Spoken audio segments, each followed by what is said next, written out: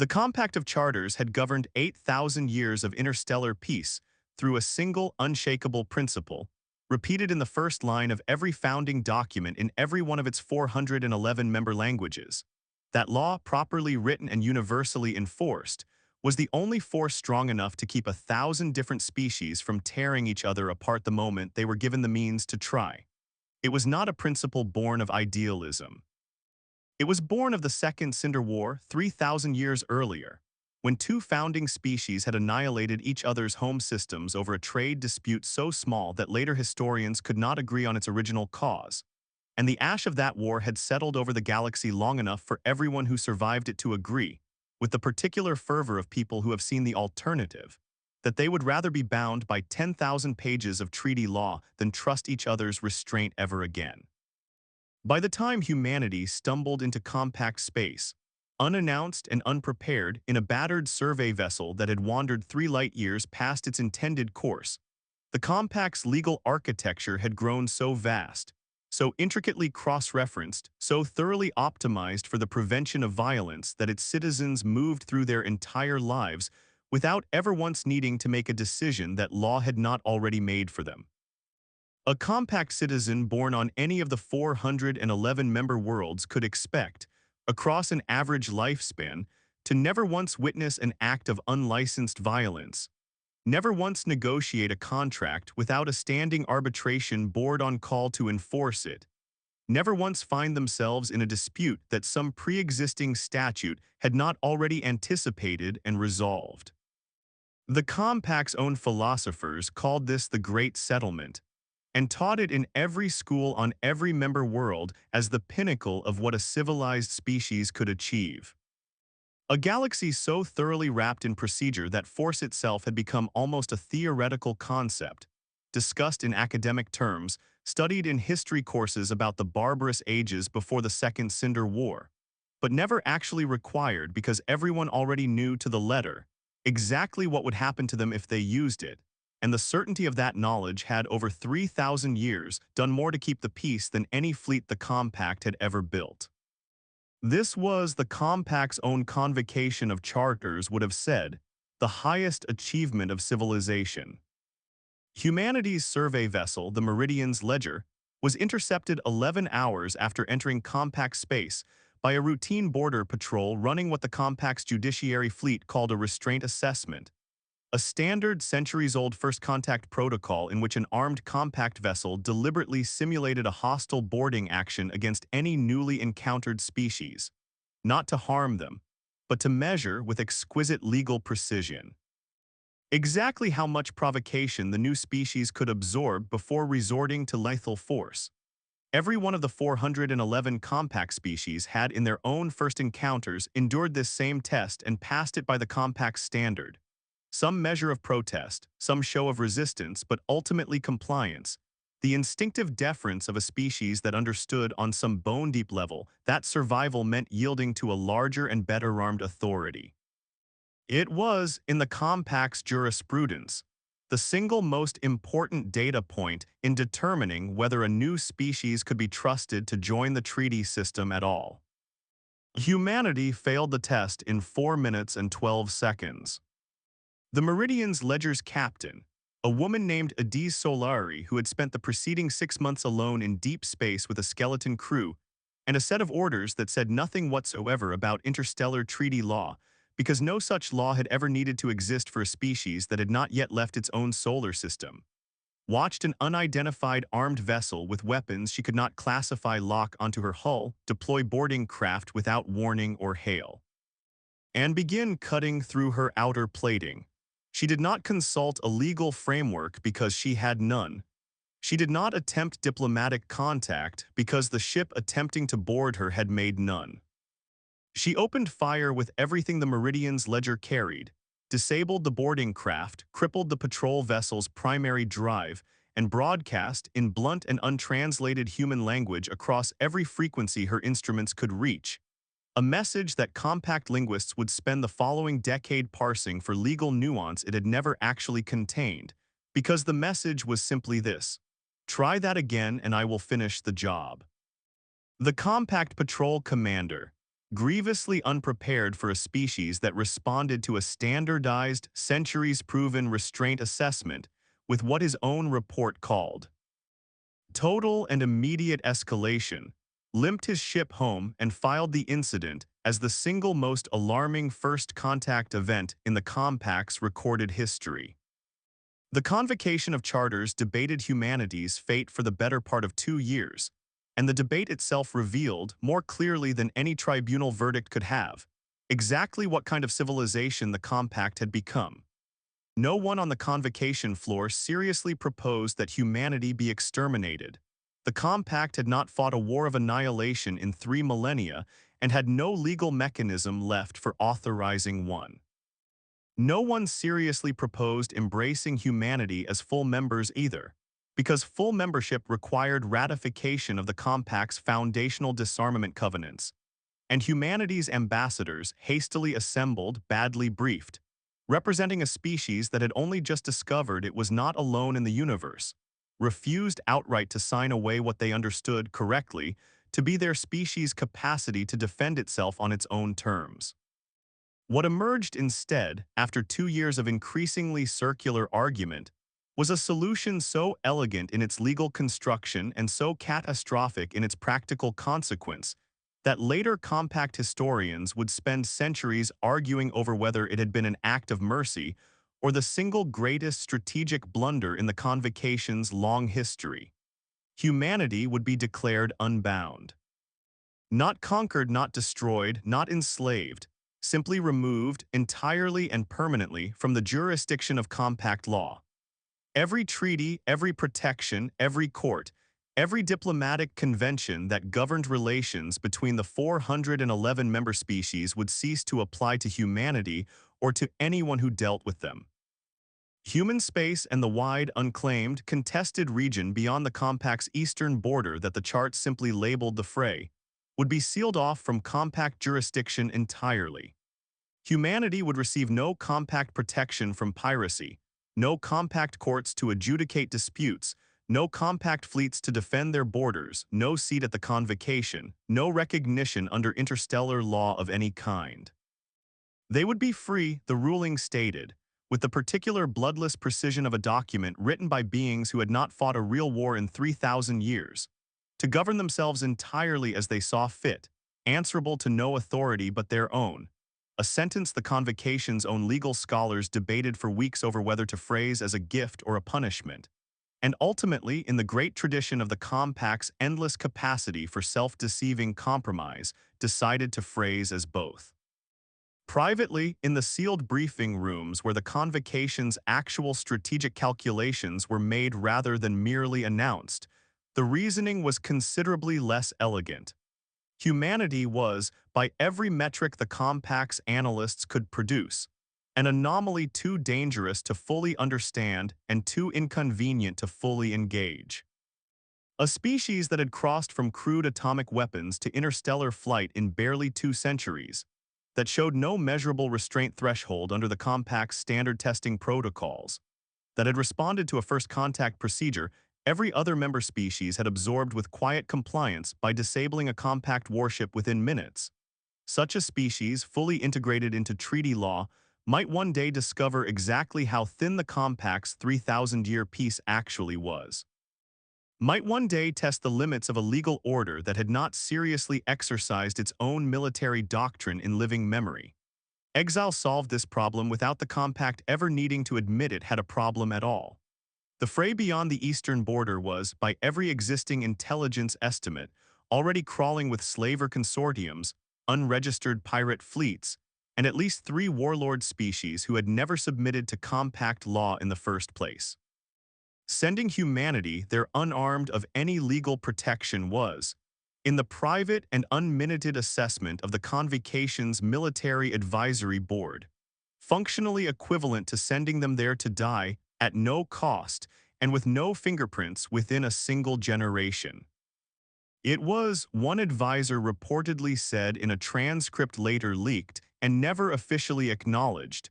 the tidiest disposal of a threat the Convocation had ever engineered, precisely because it required the Compact to lift not a single weapon.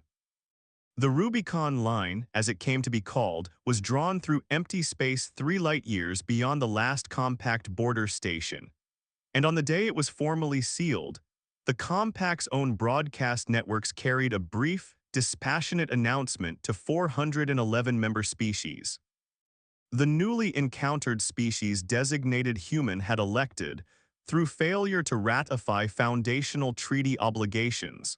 to forfeit the protections of compact law and had been relocated beyond compact jurisdiction, where the convocation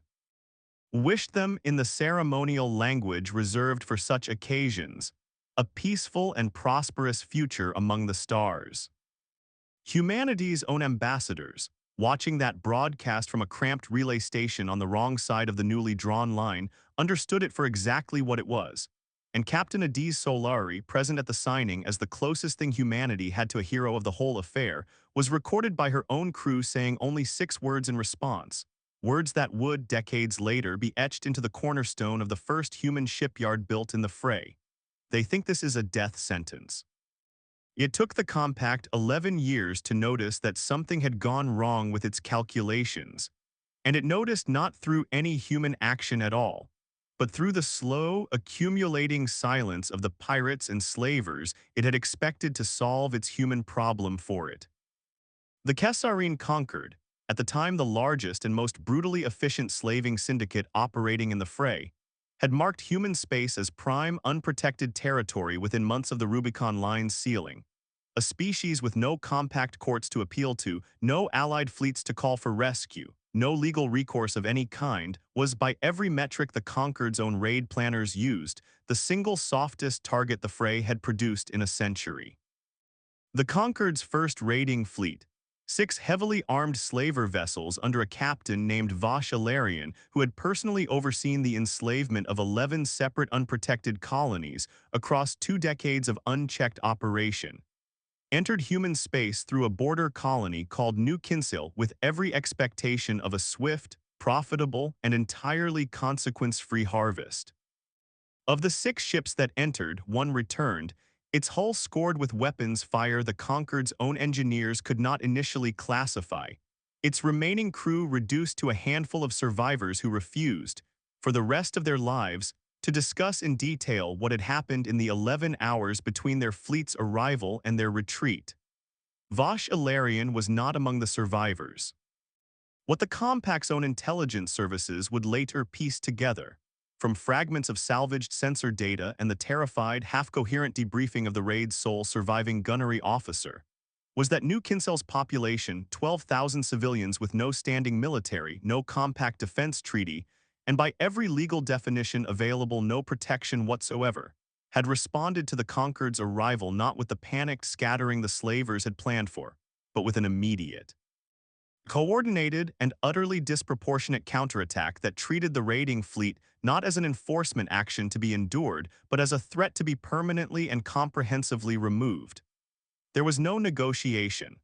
There was no attempt to establish terms of surrender, no hostage exchange, no appeal to any convention the Concord's raiders had spent their careers relying on to govern even the most lawless engagements. There was simply the New Kinsale civilian militia, armed with weapons the Compact's own disarmament treaties would never have permitted a member world to stockpile, systematically hunting down every Concord vessel that attempted to flee, and the gunnery officer's debriefing, translated into flat compact legal shorthand, contained a single sentence that the Judiciary Fleet's analysts underlined in 3 separate reports. They did not stop when we surrendered, because they did not recognize that surrendering was a thing we were entitled to do. The Kesarine Concord did not raid human space again. Neither, within 4 more years, did the Talon Reach, though the Talon Reach's own end came in a way that spread through the fray's smuggler channels with a very different kind of infamy than New Kinsale's blunt, overwhelming counterattack. The Talon Reach specialized not in raw force, but in patience, long games of false trust, forged manifests, embedded agents who spent years building relationships with a target community before the actual betrayal came. And its leadership had studied the New Kinsale incident carefully enough to conclude, correctly, that humanity's danger lay in its capacity for immediate, disproportionate retaliation once wronged. Their solution was to avoid ever being caught in the act of wronging anyone at all, to work instead through a decade-long infiltration of a mid-sized human trading confederation called the Windward Compact, a name its founders had chosen, with a dry humor the Reach's own analysts entirely failed to appreciate, specifically to mock the very institution that had exiled them. The Reach's agents rose, patiently and legitimately, to genuine positions of trust within Windward shipping houses, married into human families, raised children who never knew their true origin, and waited 11 years for the exact moment to spring a coordinated seizure of the Confederation's entire cargo fleet in a single night. What they had not accounted for, and what no compact intelligence briefing had ever adequately explained to them, was that human trust once extended was tracked with an obsessive, almost genealogical thoroughness that had nothing to do with any centralized law and everything to do with the simple accumulated memory of people who had learned, the hard way 26 years earlier, that no institution was coming to protect them from exactly this kind of long game. A dockworker's daughter noticed, months before the planned seizure, that one of the embedded agents flinched at a phrase in a dialect the Reach's linguistic training had not covered, and mentioned it almost in passing to her father over dinner. It took the Windward Compact's own informal network of captains and dockmasters 4 months to quietly, patiently, without a single formal accusation or a single court filing, dismantle the entire 11-year infiltration from the inside, isolating every embedded agent, seizing every falsified asset, and delivering a verdict that required no tribunal because it required no ambiguity.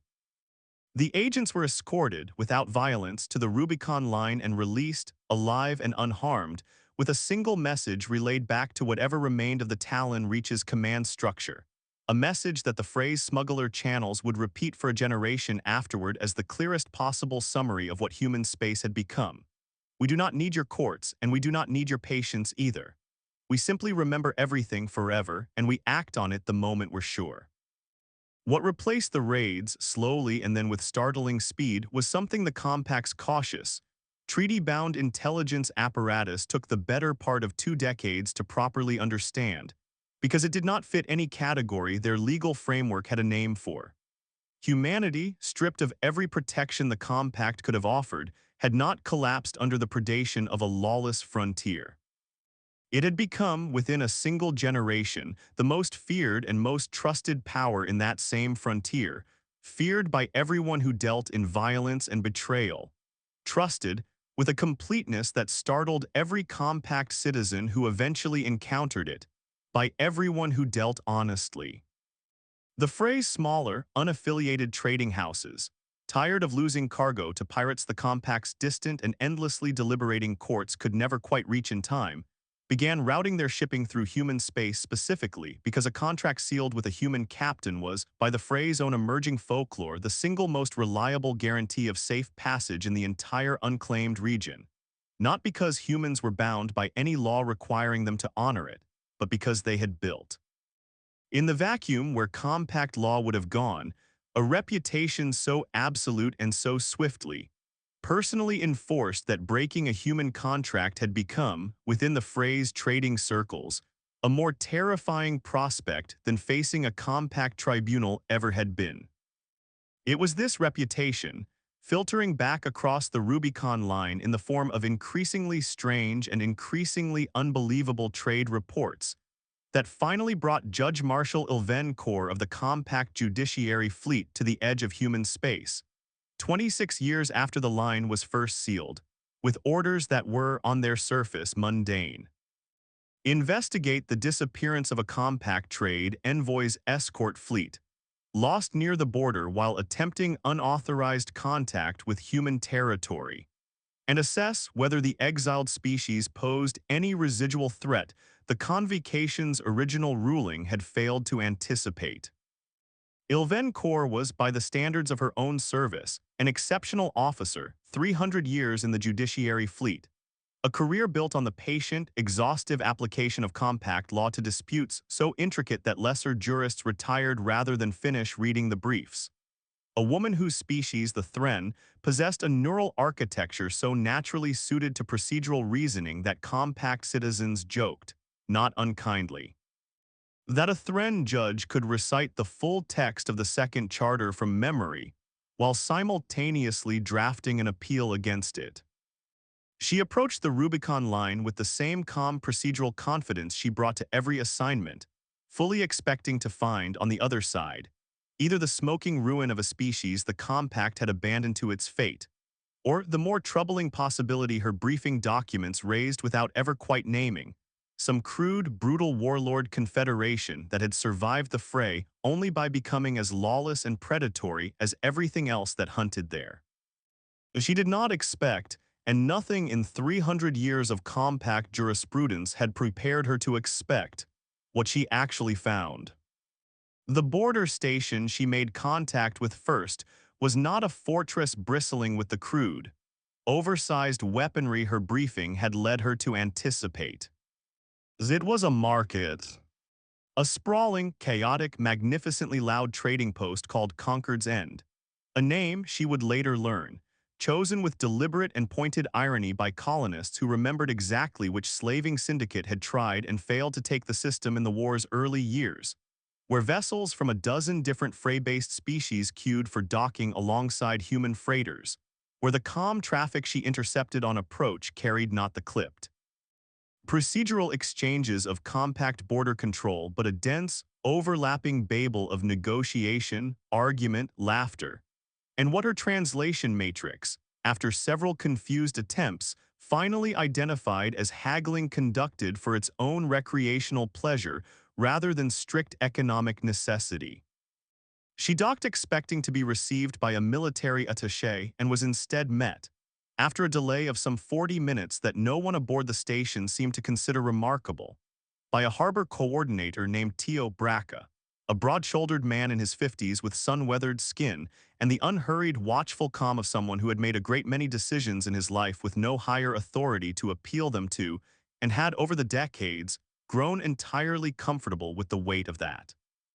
Compact judiciary, he said, reading her credentials with an expression she initially misread as suspicion and would later come to understand over the following weeks as simple and entirely reasonable caution.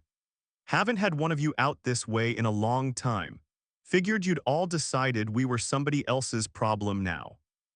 He said it without hostility, which unsettled her more than hostility would have because her briefing documents had prepared her for resentment, for the bitter grievance of an abandoned people. And instead she found herself facing a man who regarded the compact's 26 years of silence not as a wound, but as a simple, settled fact of history, filed away and moved past the way one might file away the weather of a season long since ended.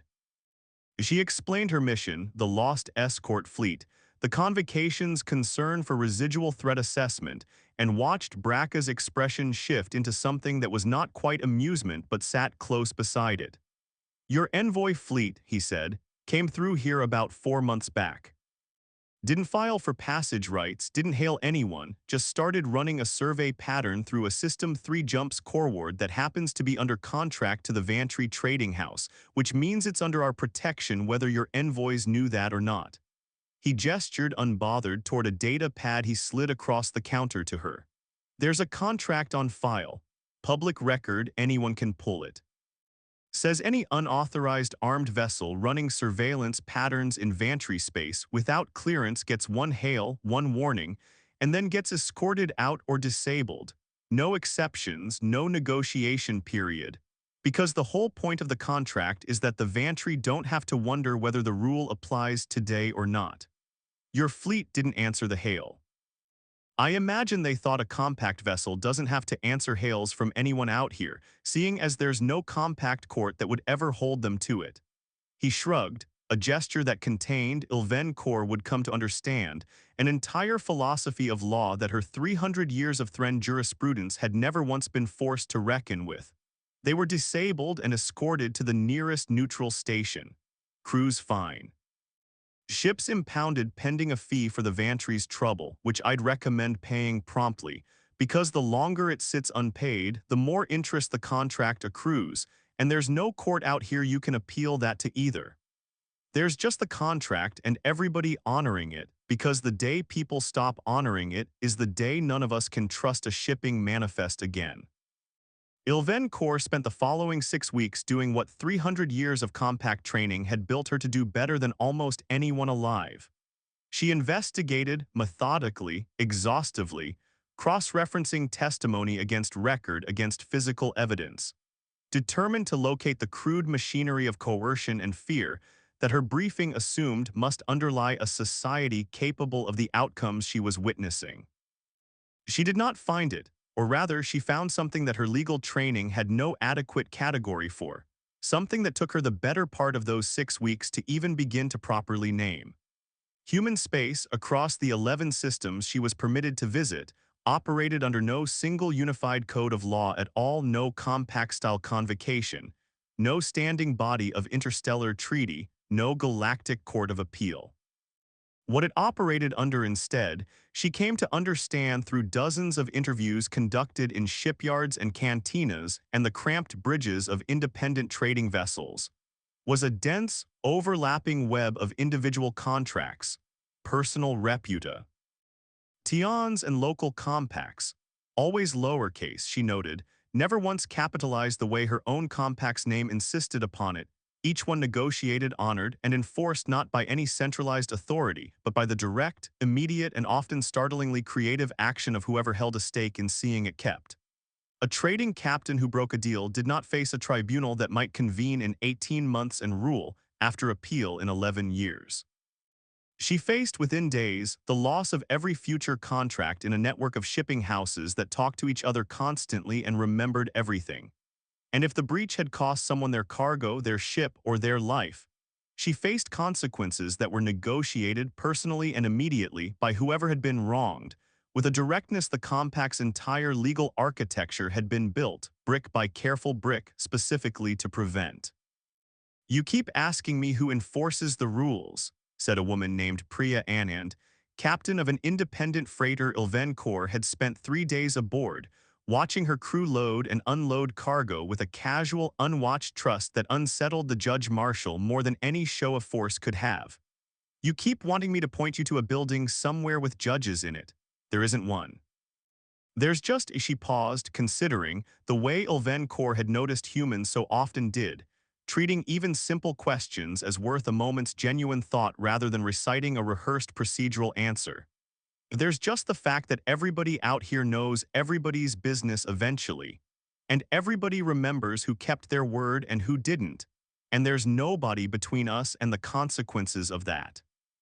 You people built 10,000 pages of law because you needed something to stand between you and each other. We didn't get the option. When your compact kicked us out here with nothing, we found out real fast that the only thing standing between us and being torn apart was whether the person across the table could trust that we'd do exactly what we said we'd do. Every single time, no exceptions. Because there was no court to run to if we didn't. Turns out that's a better guarantee than your 10,000 pages ever were. Ours doesn't have loopholes. Ours doesn't have appeals. Ours just has consequences right away from someone who actually has something at stake, and that's a kind of law you people forgot how to write about 3,000 years ago because you built so many walls between the wrongdoing and the consequence that most of your citizens have never once had to actually feel what it costs to break a promise." It was in her 7th week in human space, aboard a border monitoring post overlooking the phrase contested Meridian Gap, that Ilven Kaur finally interviewed a survivor of the Kesarine Concord's original failed raid on New Kinsale, an elderly man named Harlan Voss who had been a 19-year-old dockworker on the day the slaver fleet arrived, and who told her the story with none of the triumphant embellishment her compact briefings had led her to expect from a species prone, by every prior report, to celebratory violence. He told it instead the way she imagined a survivor of any true catastrophe might, plainly, with long pauses, his hands very still on the table between them. "We didn't have a fleet," he said. "We didn't have a treaty telling anyone they had to come help us. We had 12,000 people who understood. all at once in about the same hour that nobody was coming, and that the only thing standing between our children and a slaver's hold was whatever we were willing to do about it ourselves, right then, with no rulebook telling us how far was too far. He looked at her for a long moment, and in that look she read something she would spend the rest of her assignment trying to translate into a language her own compact could understand. Your convocation thought they were taking away our protection. What they actually took away was the excuse. Every species in your compact gets to believe deep down that if things go bad enough, someone bigger will come make it right. We never got to believe that, not once, not for 26 years. You want to know why nobody who's tried to hurt us has ever tried it twice? It's not because we're crueler than your compact citizens. It's because we're the only people in this whole galaxy who have never once been allowed to assume somebody else would clean up the mess if we didn't finish the job ourselves. Ilvencor's final report to the Convocation of Charters, filed 9 weeks after her departure from human space and considerably longer, considerably less procedurally organized, and considerably more personally voiced than any report she had filed in 3 centuries of judiciary service,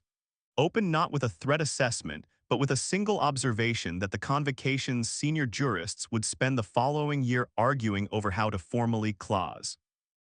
Sci-Fi because compact law had no existing category for it. Humanity had not survived its exile. It had been transformed by it in a direction the Convocation's original calculations had never once considered possible, because those calculations had assumed, with the quiet, unexamined arrogance of a civilization that had not fought a real war in 3,000 years,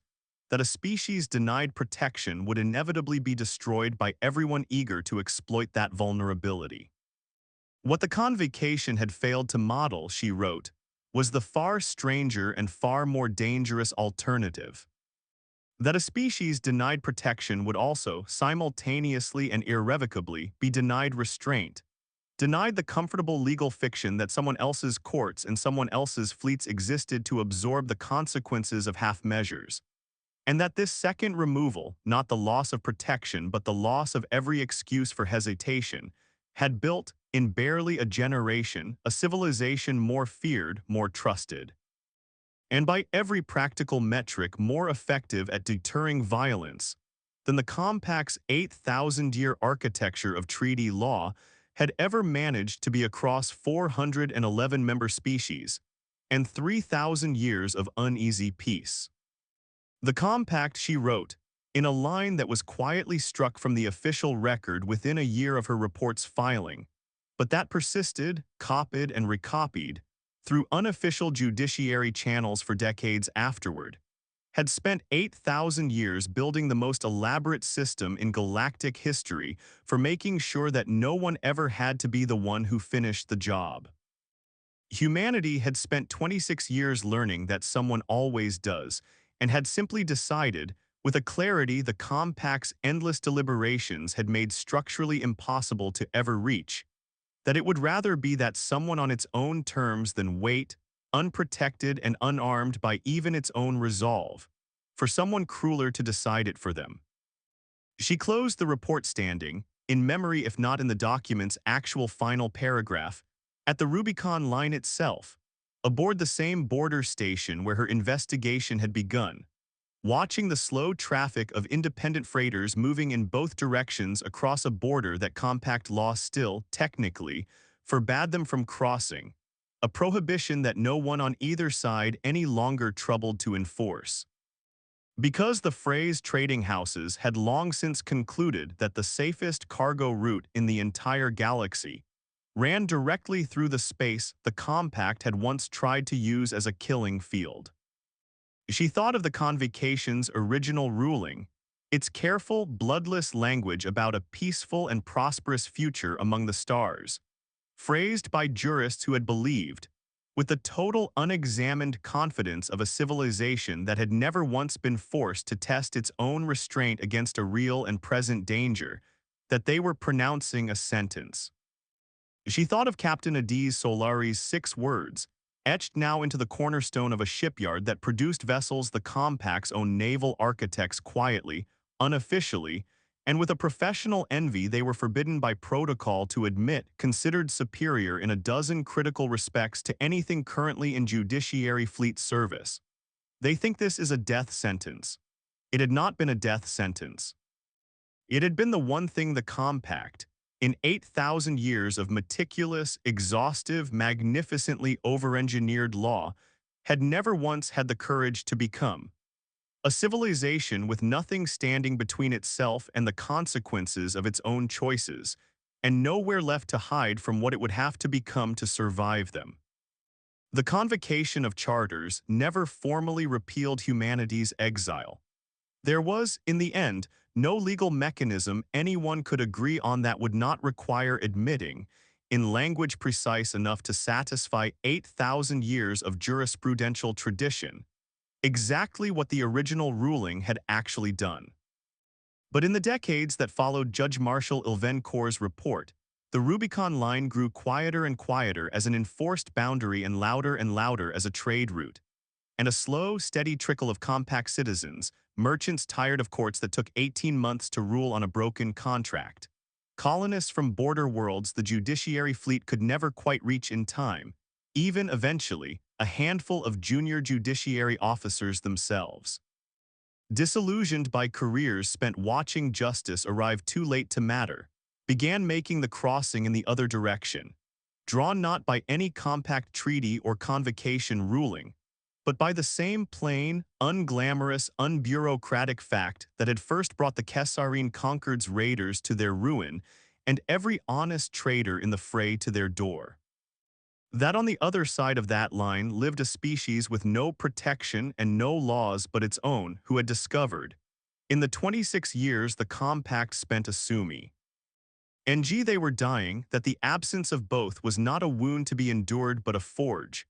and that what it had tempered, out of nothing but each other and the simple, unshakable certainty that no one else was coming,